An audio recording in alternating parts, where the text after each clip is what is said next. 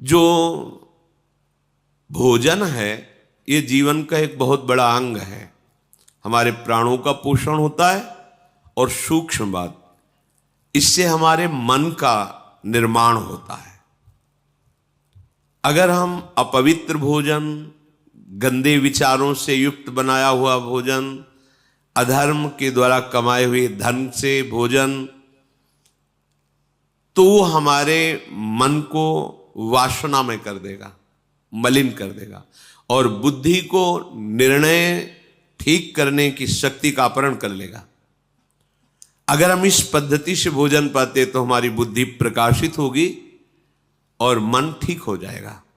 वैसे भी ग्रामीण कहावत में भी जैसा खाए अन्न वैसा बने मन, इसका बहुत बड़ा प्रभाव पड़ता है। तो धर्म से कमाए हुए अन्न को जब हम रसोई में अमनिया करें तो उस समय विषय वार्ता, विषय चिंतन नहीं होना चाहिए। अंदर ही अंदर नाम जप करो, भगवत चिंतन करो और विचार करो कि प्रभु को भोग लगाना है, चाहे गृहस्थ हो चाहे विरक्त। प्रभु को अर्पित करने की भावना में ही पवित्रता आ जाती है। छूना मत, श्री जी को भोग लगाना है, एक पवित्रता आ जाती है।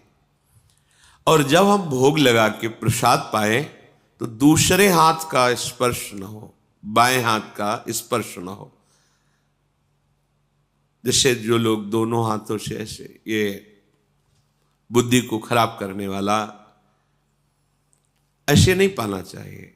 बाएं हाथ को अलग करके दाहिने हाथ से, एक हाथ से ही भोजन पाने का विधान है, आराम से केवल नाम जप करते हुए। दूसरा, शब्द रहितम, भोजन पाते समय आवाज नहीं करनी चाहिए, मौन रहना चाहिए। नाम जप करो अंदर से, कोई पद चला लो, शांत हो जाओ। भोजन परोसने वाला रोटी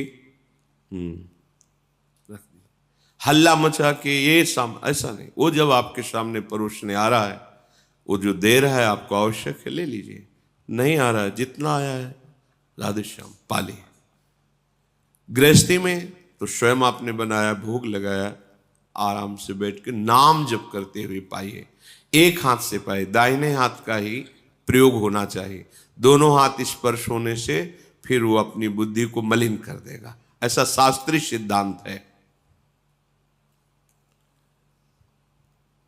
पात्र में एक ही हाथ का स्पर्श होना चाहिए। ऐसे प्राय जो लोग सत्संग नहीं करते, साधु सेवन नहीं, वो दोनों हाथों से ऐसे नहीं पाना चाहिए, शास्त्र निषेध।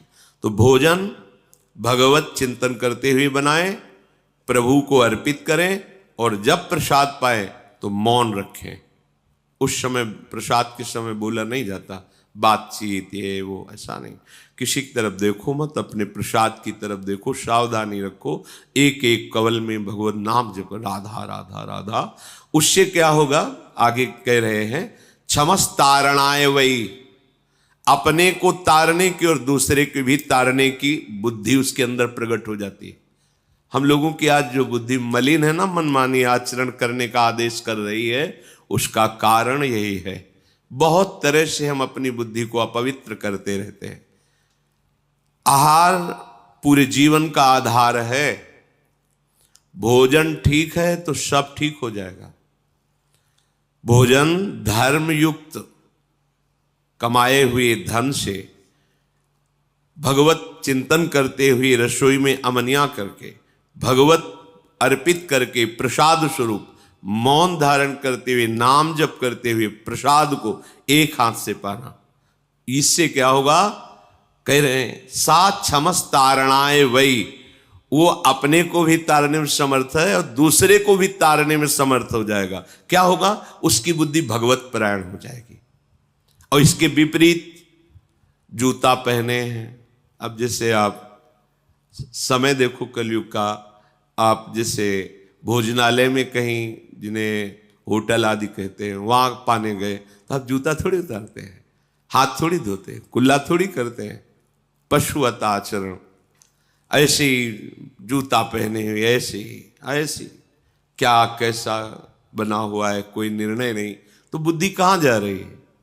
देखो ना, केवल धर्माचरण की तरफ बुद्धि जा रही, शास्त्र युक्त इंद्रियां शांत, भगवत चिंतन परायण, धर्म युक्त चेष्टाएं, ये सब केवल कहने में रह जाती, जीवन में आचरण में नहीं आ पाती, क्योंकि आहार विहार ही ठीक नहीं है। यही मूल है। बड़े बड़ी पवित्र बुद्धियों को भी आहार दूषित जाने पर भ्रष्ट आचरण हो गया। आहार बहुत बड़ा बल रखता है।